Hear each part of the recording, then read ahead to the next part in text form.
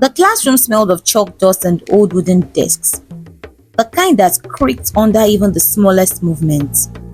On the rows of desks were neatly dressed students in crisp uniform, polished shoes and confident faces. And then there was Daniel. Have you noticed Daniel? Without saying a word, Daniel stood out. Not because he wanted to, but because poverty had a way of announcing itself before you even spoke. Daniel's clothes were worn and tattered, faded by months of washing, drying and reuse. The clothes hung loosely on his thin body. His sleeves were slightly too short and his shoes dulled by time. The English teacher paced slowly at the front of the class, asking questions from the lesson he had just concluded. "What is a synonym for brilliant?" the teacher asked. A lot of students raised up their hands, eager to answer.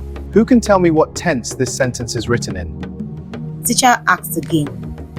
There were more hands in the air this time, with laughter and confidence. Every time a question was asked, almost every student raised a hand, except Daniel. He simply sat quietly with his eyes lowered. When the bell rang for the end of the lesson, the teacher gathered his books, paused and looked around the room.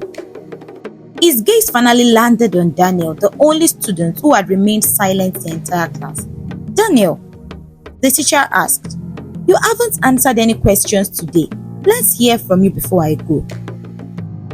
The room went still when the teacher asked him a question from the lesson he recently taught. Daniel slowly stood up. He swallowed and glanced briefly at the board, then answered the question. But he answered it wrong. For half a second, there was silence. Then laughter exploded. Students started pointing fingers at him. Some slapped their desks. Others leaned back in their chairs in amusement. "What kind of brain do you expect from someone from a poor home?" one boy mocked. "His brain is probably malnourished," another voice said quickly, louder and crueler. The laughter grew even louder. He just snapped at them. "That's enough!" he shouted, silencing the room with a sharp glare. "Sit down, all of you!" The mocking stopped, but the damage had already been done. Daniel gently sat back down. He didn't flinch nor clench his fist. He didn't wipe any tears because there were none. He kept his composure as if their words had passed straight through him. But here is what no one in that classroom knew. The same boy they laughed at could solve equations they had never seen. The same malnourished brain could visualize numbers the way others saw pictures. And the same quiet student who failed an English question was already wrestling with mathematics far beyond the school's curriculum. Do you want stories like this to come alive with powerful human-like voices? I use 11 Labs to turn written stories into immersive audio that sounds real, emotional and cinematic. Whether you are a writer, YouTuber, audiobook creator, or content storyteller, 11 Labs gives you studio quality AI voice in minutes. The link is in the description. Bring your stories to life and let your words be heard. Minutes later, the classroom door opened again. This time, the principal walked in, followed by a tall man carrying a stack of books pressed tightly against his chest, with the calm confidence of someone who trusted numbers more than people. "Good afternoon, class," the principal announced. "This is Mr. Steven. He will be your new mathematics teacher." A few students murmured greetings. Others barely looked up.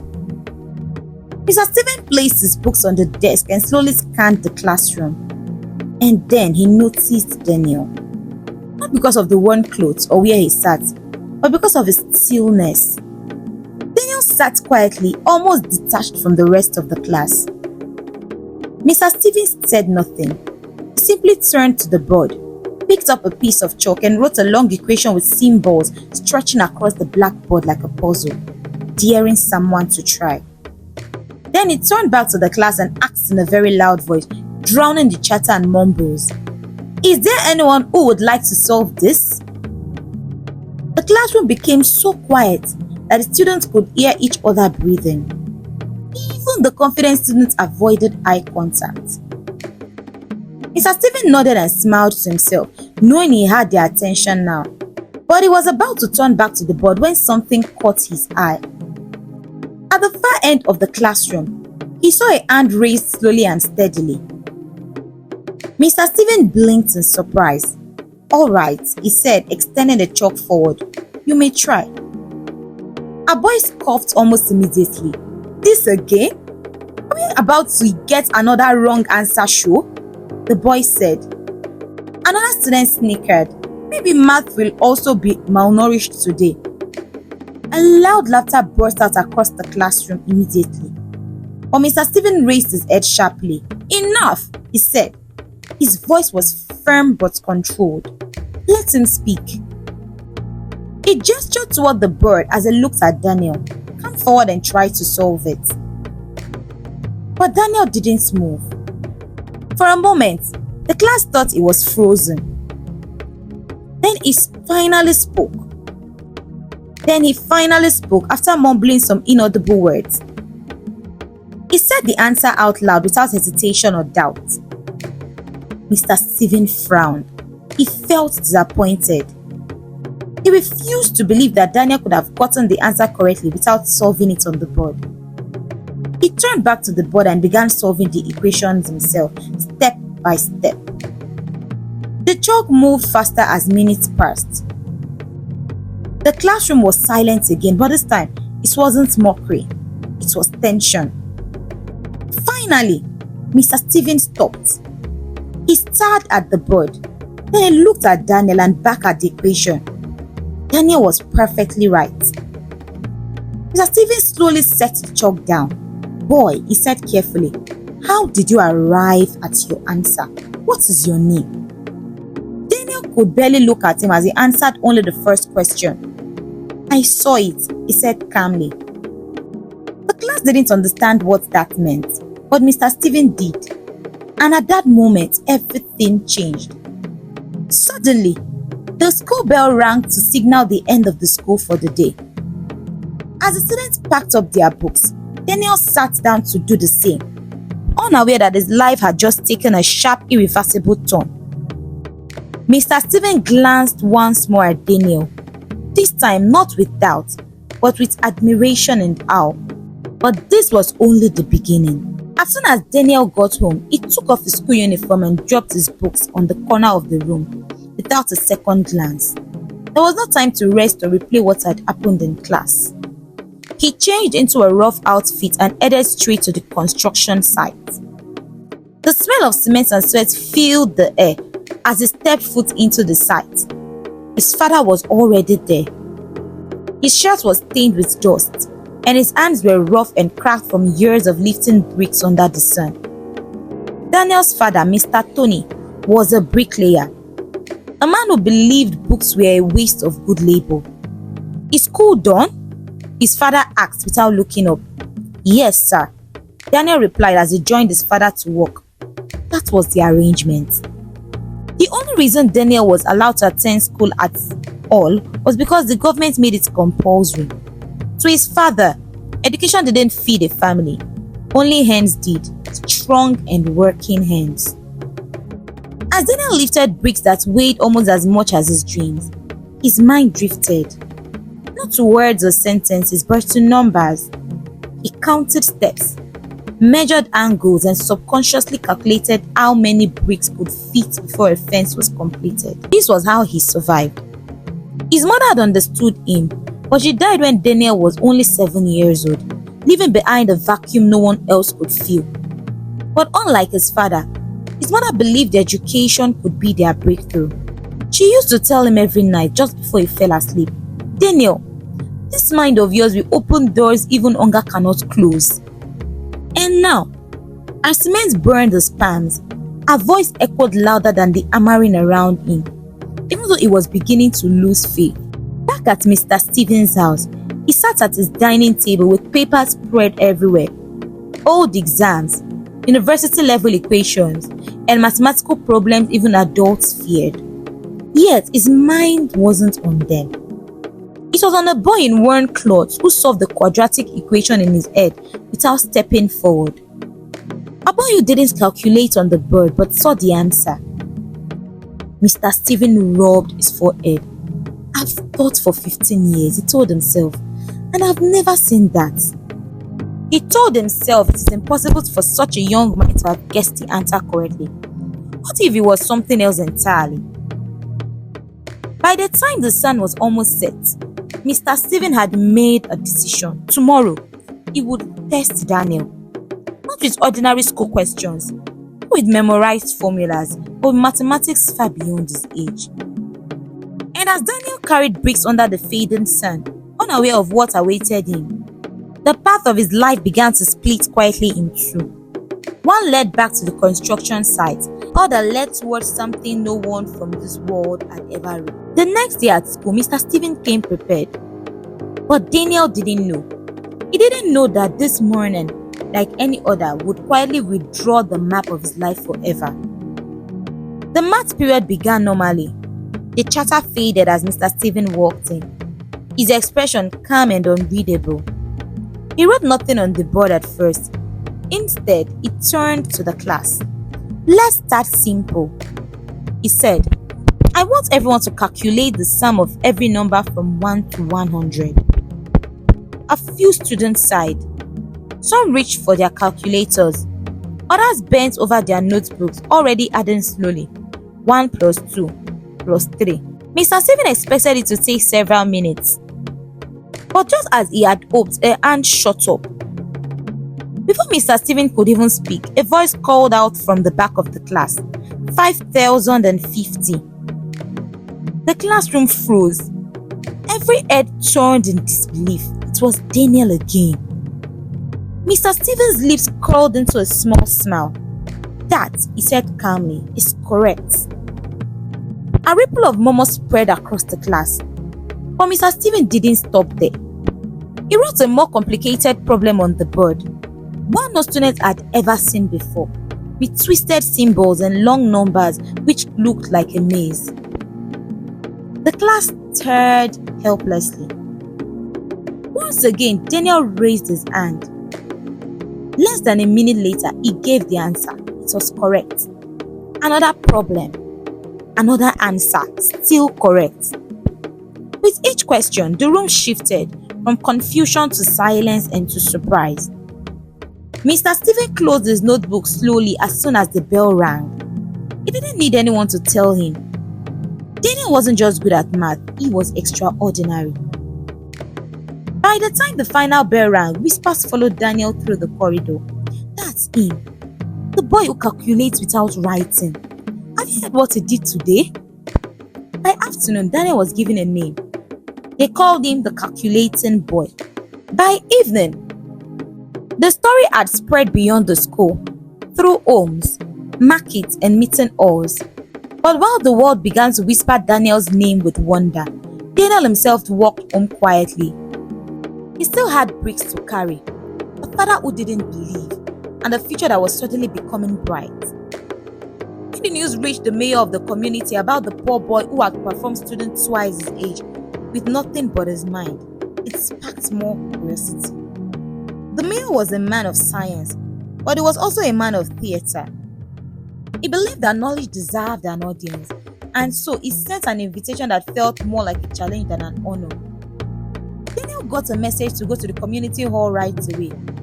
His dad, Mr. Tony, was a little nervous.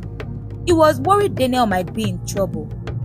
He told Daniel, "Go on ahead, I'll finish my work here and meet you there as fast as I can." The hall glittered with polished floors and was filled with a small crowd. People who had came to witness the event. Daniel stood at the center of it all, his clothes still carrying the faint smell of cement, sweat and poverty. The contrast was impossible to ignore. Laughter rippled through the crowd. "It looks like a chimney sweep," a boy snorted. The English teacher was there too. He leaned toward another child and whispered, barely hiding his disbelief, "This is the same boy who couldn't answer a simple question in my class." When everyone had sat, the mayor announced the task publicly as he wrote it on the big board. Calculate the square root of a 10-digit number in your head. The room went quiet as Daniel closed his eyes. To him, the number didn't appear as symbols. They become shapes, interlocking like gears in a grand machine. He felt them rotate, align, and click into place. Seconds passed, then some minutes. Murmurs crept into the hall and the mayor's smile began to fade. From the corner of the room, his English teacher stepped forward, ready to escort Daniel out of the room. Everyone was almost calling him a fraud. A child laughed nervously. See, he's guessing. Daniel's father had arrived only a few minutes earlier. He stood near the back of the hall with his arms folded, dust still clinging to his trousers from the construction site. He had come out of curiosity, not belief. Someone had told him his son was summoned because he was doing tricks with numbers, and he had laughed on the way there. When he arrived, Daniel's eyes were still closed. The hall was tense as people whispered. Daniel's father shook his head slightly. This again? Education can't feed a family, he said to himself. The English teacher moved close to Daniel, but just as he reached for his arm, Daniel opened his eyes and spoke the answer.